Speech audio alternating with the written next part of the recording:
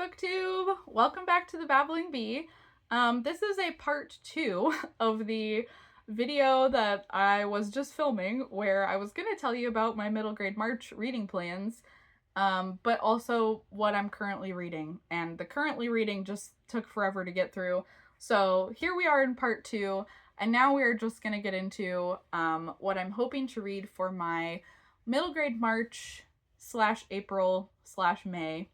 I talked about this in the previous video, but basically I'm just trying to spread out my middle grade March reading a little bit for myself this year. I just feel like I need an infusion of middle grade over the next few months to help me cope with some life stress. And I just wanted more time. I just wanted more time to get through these books that are on my mind right now.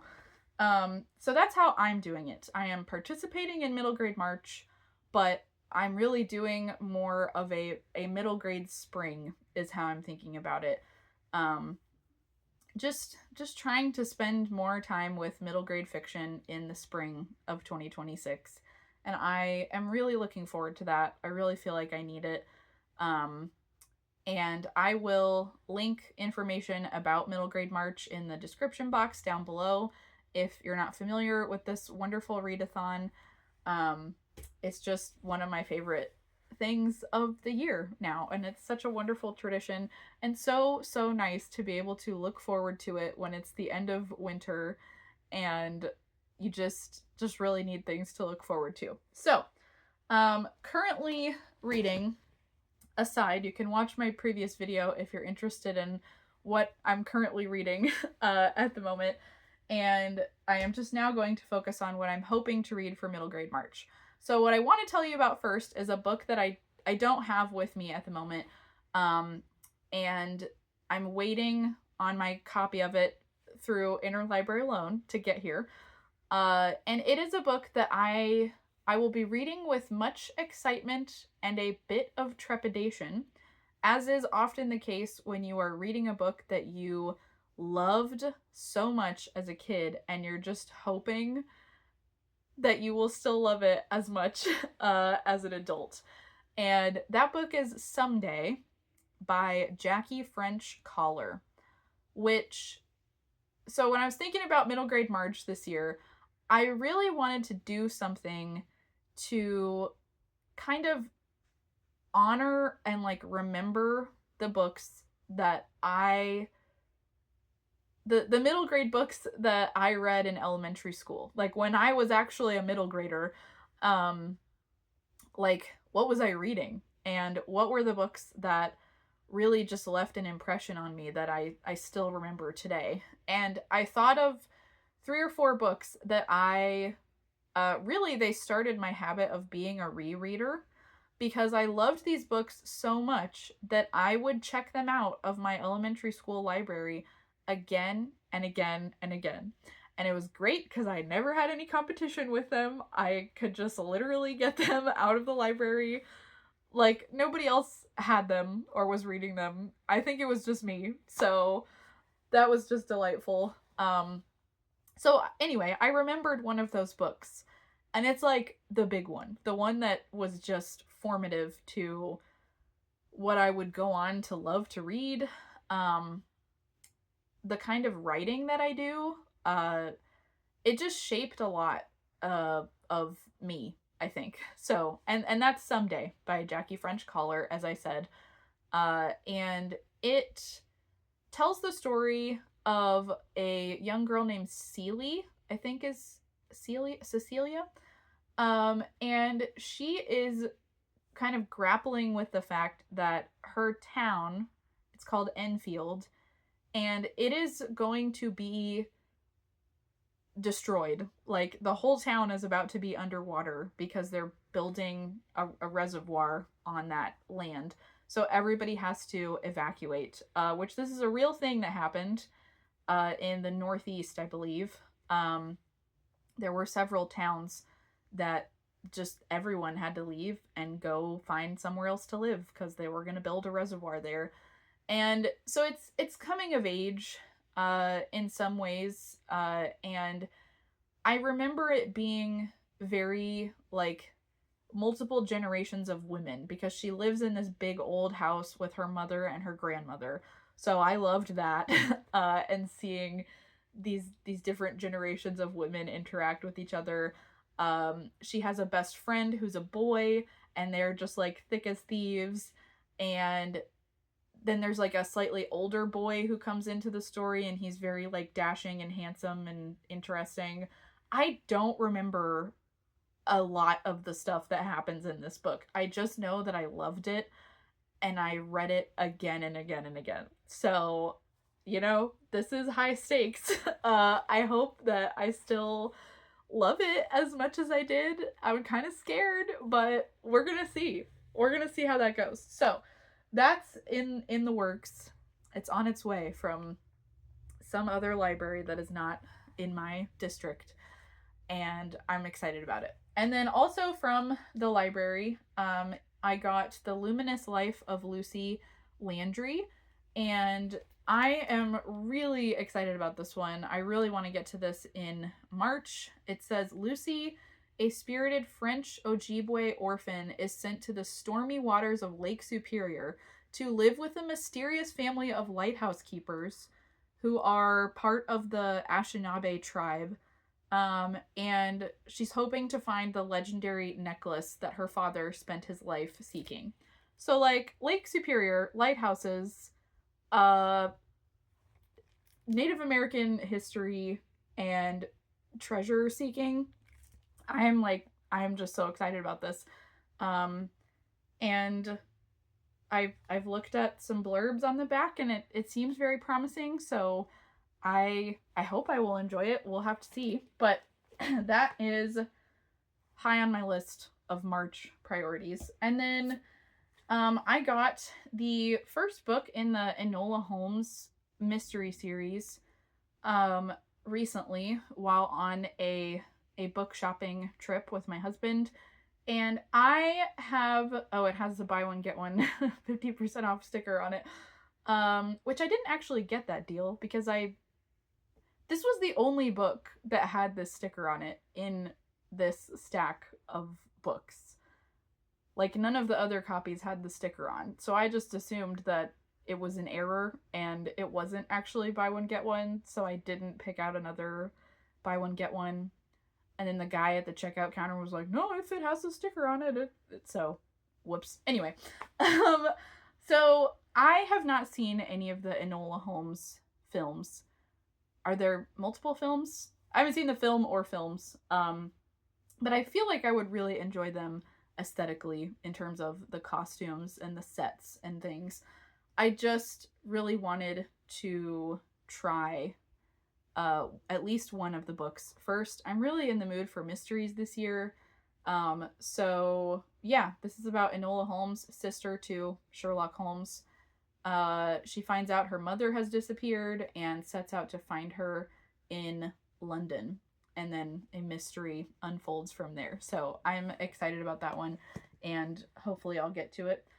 I mean, I'm planning to get to all of these at some point over the next few months. So I need to quit saying hopefully I'll get to it, because, of course I want to get to all of these.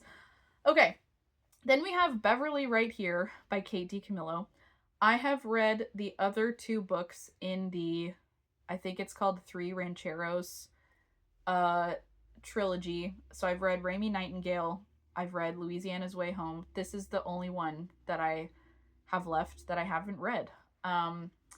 Which really means it's one of the only Kate DiCamillo books that I haven't read, because I've read most of her novels. I think I've read all the novels. I just haven't read all the Mercy Watsons and some of the smaller things, but I tend to stay on top of my Kate DiCamillo reading because I love her. I actually love her. She's one of my favorite authors of all time. And so the Three Rancheros looks at these three girls who become friends in the first book, Raimi Nightingale, and they all have challenging family situations in some way or other, and are saved by their friendship in different ways. And Beverly Topinski is the star of this one. She has run away from home plenty of times, but that was when she was just a kid.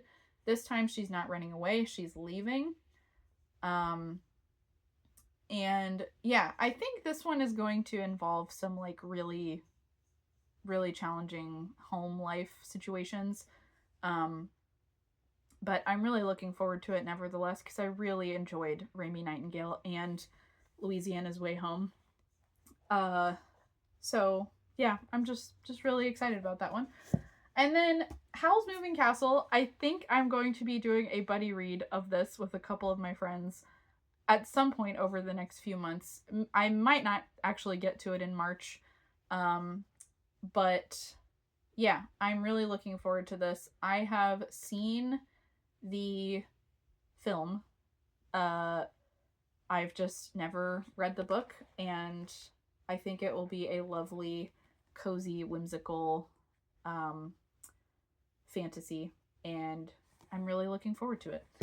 And then Ella Enchanted. Okay, I am making myself reread this because when I was a kid, I was very much a Two Princesses of Bamar girly, and that was the Gail Carson Levine. Is it Levine or Levine?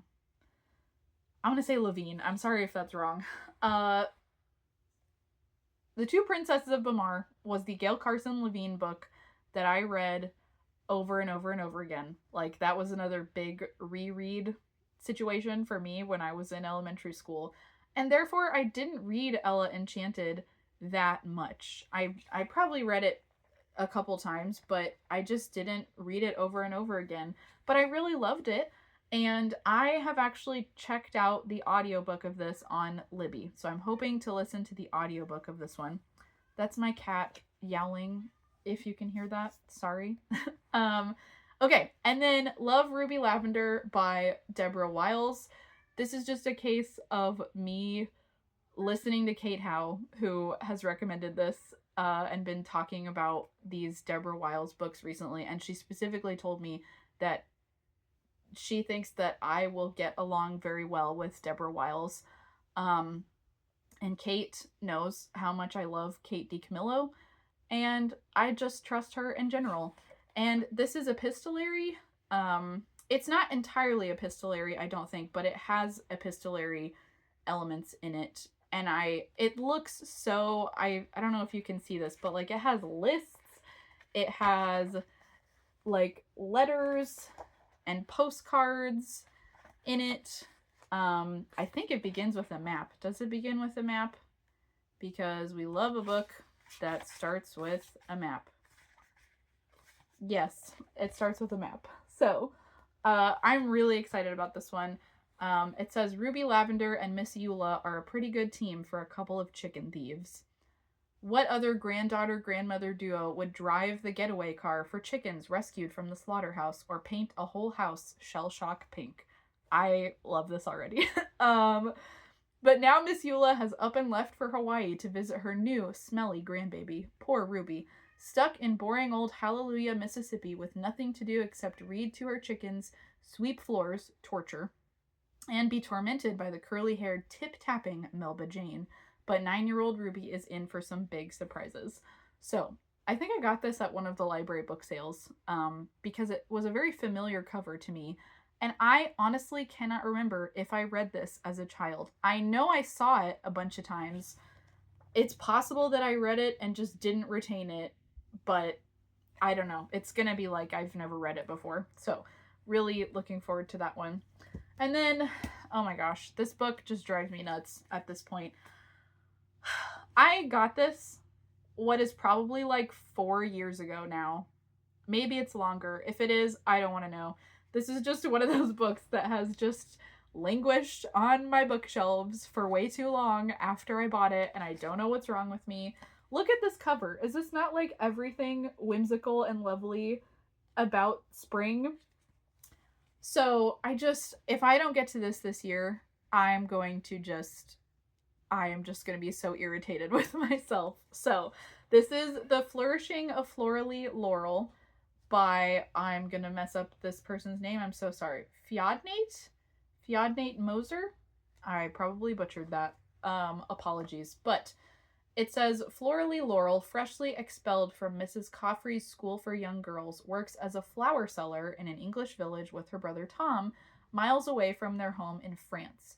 They're drowning in debt, but fortunately, Grandmama arrives to save them. Unfortunately, Grandmama's idea of saving means sending Floralie to the Adelaide Laurel Orphanage for Unfortunate Children and shaping her into a proper lady by ridding her of imagination, daydreams, paintings, and poetry. Excuse me, sorry. And then before she leaves, Floralie discovers a hidden box of dried flowers and a letter from her mother, who mysteriously disappeared years ago. The letter promises that the flowers will lead Floralie to Mama, if it's probably Mama, if Floralie decodes them with a floriography, a dictionary of flower meanings written by Claude Monet's gardener. I just need to get it together and read this. I don't know why I wouldn't like it. It seems like a Taylor book, so we just need to make this happen this year. Please God help me. So that's in the works as well. And then Rooftoppers by Katherine Rundell. I I heard about this, I think, on Morgan Long's channel. I think this is one of her favorite books, and I'm just really excited about it. It's about Sophie, who survived a shipwreck as a baby, and she was found floating in a cello case in the middle of the English Channel. And then she ends up meeting this like network of children called the Rooftoppers in Paris. And I think she might be looking for her mother or something. But I mean, just the mere premise of this book, I don't need anything else to be excited about it. So yeah, and I also have Katherine Rundell's fantasy book. It might be called Impossible Creatures. I have that, but I am not planning on trying to read that right now. It feels like more of an autumn winter book to me, so I'm going to start with Rooftoppers and see what I think of that. And then this one's going to be a reread. This is Book of 1,000 Days by Shannon Hale, who is one of my favorite writers of all time. Wrote the Books of Bayern series, which I love so dearly. And she wrote Princess Academy, the Princess Academy books, which I also really love. At least the first one. I'm not familiar really with the sequel to Princess Academy. I do have it, but yeah, just Princess Academy itself is one of my favorites. And so is this one, Book of 1,000 Days, but I have not read this in years, and it's epistolary. Epistolary January really really set the tone for me for just this whole year, guys. I just want to read all the epistolary things. And it has some lovely illustrations in it throughout. And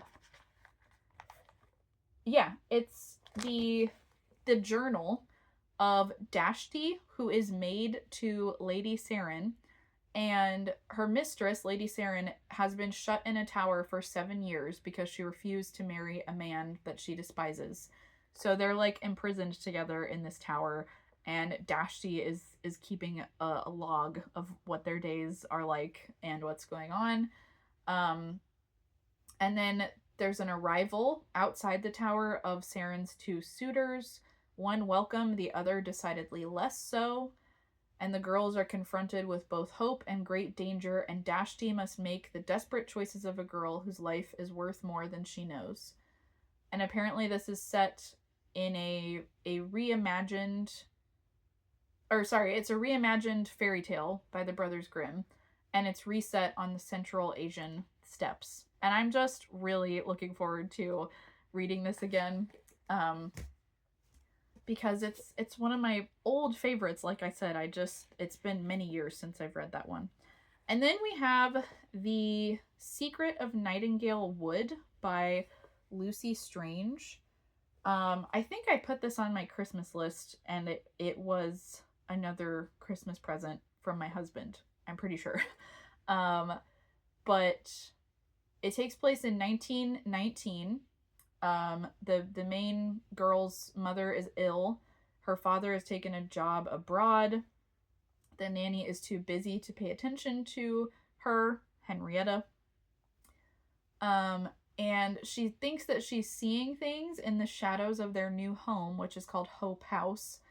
She's spending a lot of time alone, and she discovers that Hope House is full of strange secrets: a forgotten attic, ghostly figures, mysterious firelight that flickers in the trees beyond the garden. One night she ventures into the darkness of Nightingale Wood, and what she finds there will change her whole world. So, I mean, I'm definitely sold on that and excited about it. So, and then finally, we have Beyond the Bright Sea by Lauren Wolk. And I have not read either of her other books. She also wrote Wolf Hollow and Echo Mountain, which I think those are pretty popular, but I haven't read either of them. And this is about a 12-year-old girl named Crow who has lived her entire life on a tiny, isolated piece of the starkly beautiful Elizabeth Islands in Massachusetts. She was abandoned as a baby, and her only companions are Osh, the man who rescued and raised her, and Miss Maggie, their fierce and affectionate neighbor across the sandbar. Crow has always been curious about the world around her, but it isn't until the night a mysterious fire appears across the water that the unspoken question of her own history forms in her heart. I started reading this last year. I just wanted to check out the very beginning of it, and it's very, the prose is very lovely. So I am really looking forward to this one. And yeah, that's my big old stack of middle grade plans. Now, I'm not holding myself to reading all of these. This is less a TBR and more of a pile of possibilities, but you know, I've already told you I'm really hoping to get to as many of these as I can for middle grade March / April / May. But if I get in the mood for something else, I see something else on my middle grade shelves that is just calling to me, I will deviate from this stack if I need to. But I'm just really looking forward to middle grade March, and I hope you are too. Tell me what you're planning to read, what you're excited about this year. Are you following the prompts? Is this your first middle grade March, or are you an old pro? Let me know. But I wish you a wonderful, wonderful reading month in March. And good luck in any and all readathons that you are participating in this month, because I know there's a lot of them going on BookTube. So thank you for watching, and I will see you for another video as soon as I can make that happen. See you next time. Bye.